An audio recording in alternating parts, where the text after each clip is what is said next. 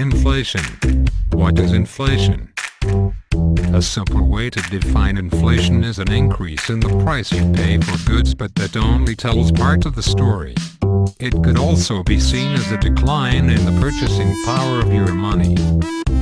Inflation is also defined as a sustained increase in the average price level, or it is the rate of change of the consumer price index.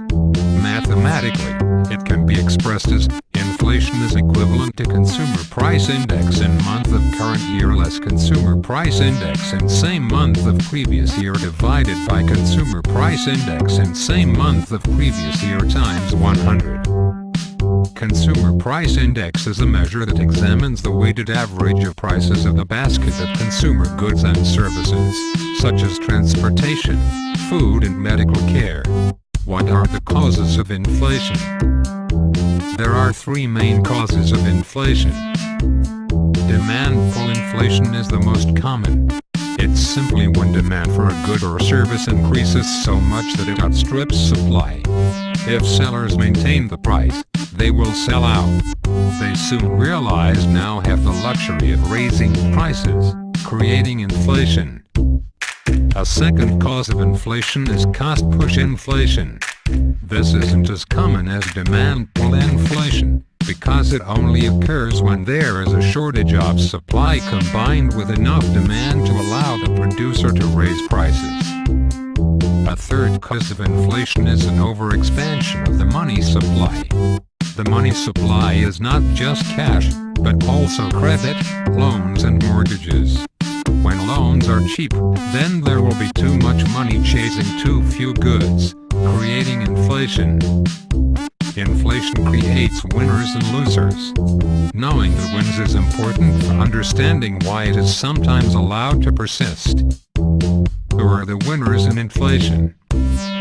People who have investment in both bonds and stocks lose during the time of inflation. The value of their money and securities depreciates in terms of purchasing power.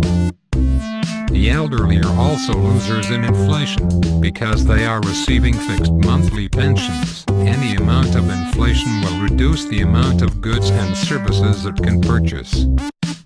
Laborers and office workers who are getting a fixed amount of money monthly cannot keep up with the accelerating inflation. Who stands to gain from inflation? Landowners gain during inflation as the value of land and other fixed assets appreciate. The income of producers increases when inflation takes place. As the price of commodities increase, it results to higher returns for business firms.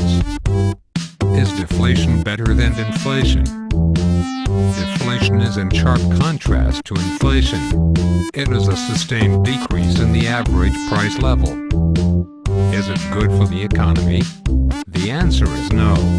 If there is deflation in the economy, producers will lose and eventually shut down their businesses, because a substantial decrease in price will adversely affect their incomes. The effect will be higher unemployment, lower output, taxes and national output. What is hyperinflation? In Bolivia in the early 80s, inflation reached 116,000%, where a sack of money could only purchase a bag of grocery. This situation is called hyperinflation, where the price increases are so out of control that the concept of inflation is meaningless. Hyperinflation is among the worst catastrophes that can befall an economy. It can destroy output and destabilize societies. What is stagflation? Stagflation comes from two different words: stagnant and inflation. This simply means that the economy is experiencing increasing inflation and unemployment at the same time. What is Phillips curve? Stagflation and Phillips curve goes hand in hand in modern macroeconomics to depict a period of uncontrollable price inflation combined with slow output growth.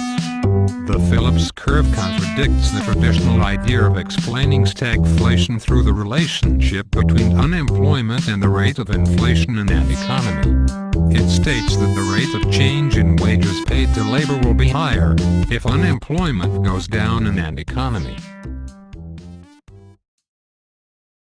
created using Powtoon.